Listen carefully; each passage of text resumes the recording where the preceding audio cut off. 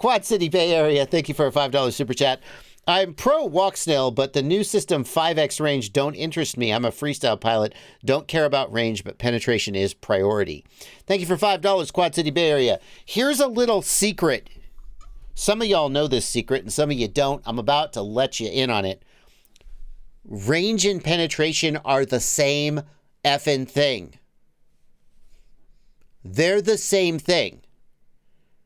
The exact same characteristics of a radio transmission that give it a long range in open air also give it more penetration. Blowing your mind now? Well, the reason people get confused about this is that you'll have 5 times the range in open air, but that won't equate to 5 times the range if 5 times the penetration necessarily. And the reason for that is that when we're talking about penetration through obstacles, so when we're talking about the signal propagating through open air, it drops off very consistently. I don't want to say linearly because it's actually the inverse square law. So it's not linear, it's an inverse square, but it drops off consistently, right? And so if you quadruple the output power, you double the range. But let's imagine a situation where like we've got a concrete wall, and that concrete wall is going to absorb 15 dB of signal, okay? So what we're going to get is the signal is dropping off in a sort of predictable, consistent way. It hits the wall, and then it goes zoom, and it comes out the other side of the wall, and it's much weaker. So you do something to the signal that gives you five times the range in open air. Well, double the range is 6 dB. So quadruple the range is 12 dB. So that's pretty close to 5 times the range. 5 times the range, 12 dB. That might be one concrete wall. So you take it out to the bando, this new fancy system that has 5 times the range. You take it out to the bando, and whereas you used to get through one concrete wall, now you get through 2 concrete walls. And you're like, I'm not that impressed. But it's legit. You're getting proportionally more penetration. It's just that concrete walls absorb a lot of signal. Okay? So if you care about range or you care about penetration, you should still be interested in a new system that promises you 5 times the range. But be aware that 5 times the range, that's actually like the difference between, it's 12 dB. So it's like from 100 milliwatts to 400 milliwatts to 1.2, 1200 milliwatts. 1.6. You need to 4x the power. It's the difference between 100 milliwatts and 1.6 watts is 4 times the range. Double and double again. Yeah, no, that's right. That's not nothing. But that's perspective on how it goes. Half the chat is mad because DJI gets cut off at 13 kilometers, so apparently you're wrong because range and penetration are different. Like, it's so frustrating. I'm so frustrated with the chat right now, to be honest. But everybody keeps saying DJI cuts off at 13 kilometers, so they're not the same. Yeah, but that's because DJI imposes an arbitrary limit at 13 kilometers. We're not talking about RF there. We're talking about, I mean, sure, if you want to stipulate that. We're talking about radio signals in general. DJI has an arbitrary limit at 13 kilometers that, I mean, I could get a hammer, and as soon as you fly your drone more than 5 meters away, I smash it with a hammer. And you wouldn't say that the radio link was what was like breaking that. The radio link still works the same. The point is that range and penetration, the qualities that give a radio system better range also give it better penetration. And if you would like to add to that in absence of other factors that limit the range, like, okay, if I have a battery on my drone that only lets me fly 2 kilometers out before the battery's empty and it falls out of the sky, you go, oh, I guess your video system doesn't have more range. No, there's something else that's limiting your range.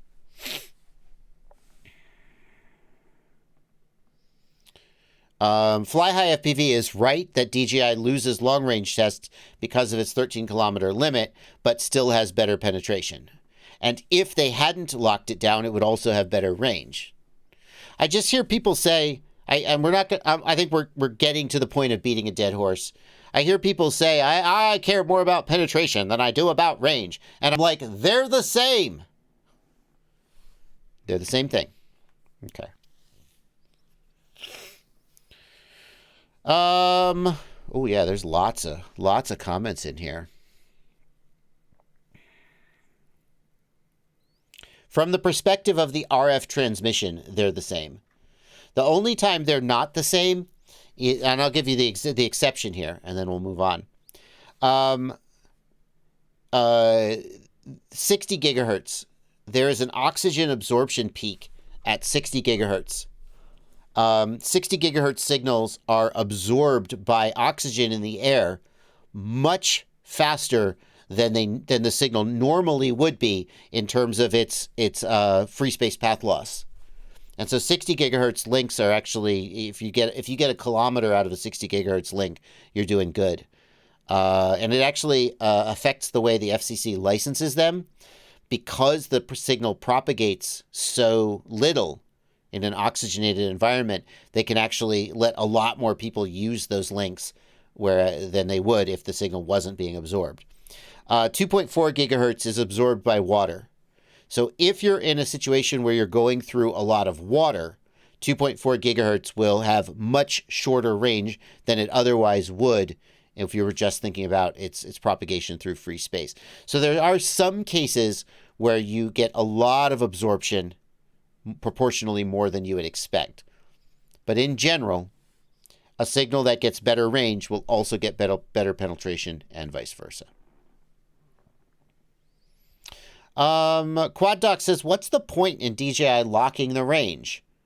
DJI didn't lock the range arbitrarily. And this is my best guess as to how the system works and why it works the way it does. But this is not actually a fact backed up by knowledge, because DJI doesn't tell people how their system works. But in computer networking, there's a concept of what they call a reliable system. And a reliable system means that when data is sent, it will be acknowledged, and if it's not received, it's retransmitted. That's a general description of that type of system. The alternative to that is a case where we send data, and if it gets through, it gets through, and if it doesn't get through, we don't care. It's not, and so for example, streaming services are typically not reliable, because with a streaming service, if we transmit a packet of data, by the time we figure out that it got lost, we're not going to hold up the whole stream. We're going to just keep going on to the next frame. That's a little bit untrue today. A lot of times, video streams are retransmitted, and you'll get buffering warnings and so on. But that's the example we used to use back in the frickin' early 2000s. So the DJI system has acknowledgments and retransmissions is what you could take away from that. And so how does that work? Well, one way that it works is I send you a packet of data, and then I start a timer. And if you don't acknowledge that data within a certain amount of time, I'm going to retransmit it. I'm going to assume you didn't get it. And so you have a certain amount of time which you have to acknowledge the data. Well, if you think about it, if I transmit the data and the data takes so long to get to you that my retransmission timer times out, like that you could not possibly have acknowledged it because you hadn't even got it yet. Well, then I'm just going to keep retransmitting the data, and I'm never going to get an acknowledgement. And the theory is that that's what happens to the DJI system when you hit the 13-ish kilometer limit, that the acknowledgement timer is so short because they want to keep the latency of the link low that the packets just can't get acknowledged in time, and that's why the limit is the way that it is.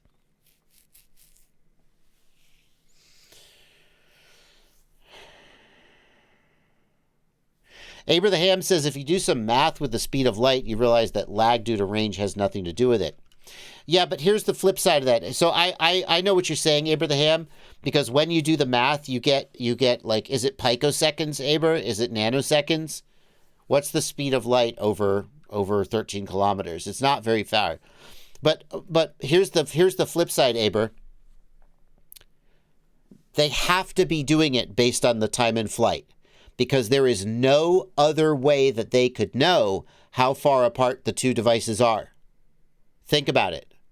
It's not signal strength, because it is always right at 13.3 kilometers that the DJI system drops.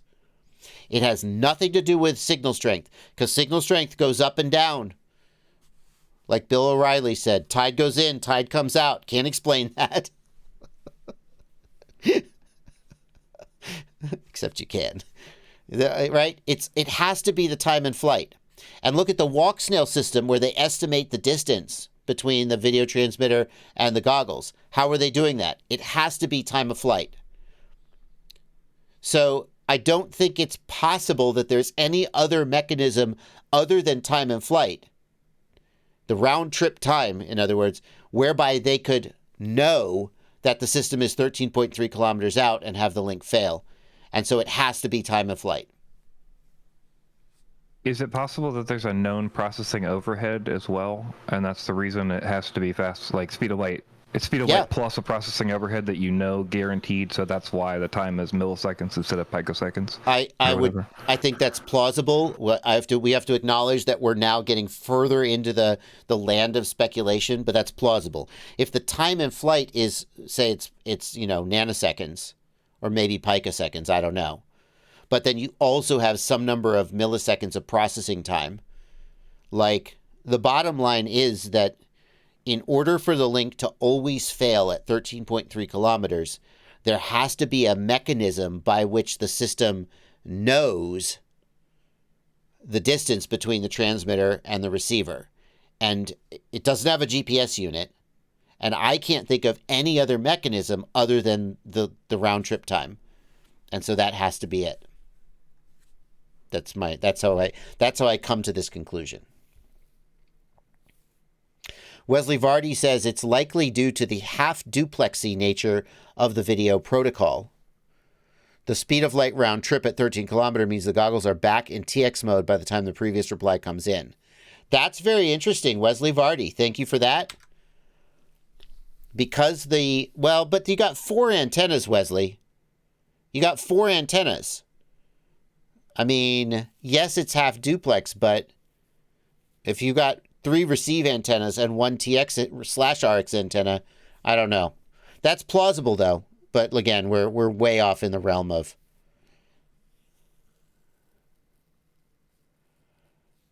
Interesting.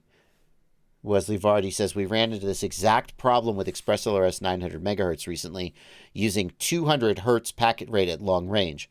Telemetry stopped coming back at 63 kilometers, and it was because the time in flight was so long that the telemetry was timing out. Yep. I mean, that sounds like the exact same problem, Wesley. We don't know. We don't know exactly why DJI times out, but that's... So the point is this, to go back to Abraham's question, and then we'll move on. Why would DJI do this? Well, the longer that acknowledgement timeout is, the higher the latency of the link is going to be. So my theory is that in order to keep the latency of the link low, DJI set that timeout low, and that means that the maximum range of the link is also low. Although they fixed it with the O3. The O3 is like up to 23 something. I'll just say, though, that would make sense if they could process stuff faster, right? Than I don't know. Yeah, we'd have to do the math, but... Yeah, I mean, the speed of light is still the same. Anyway, let's move on.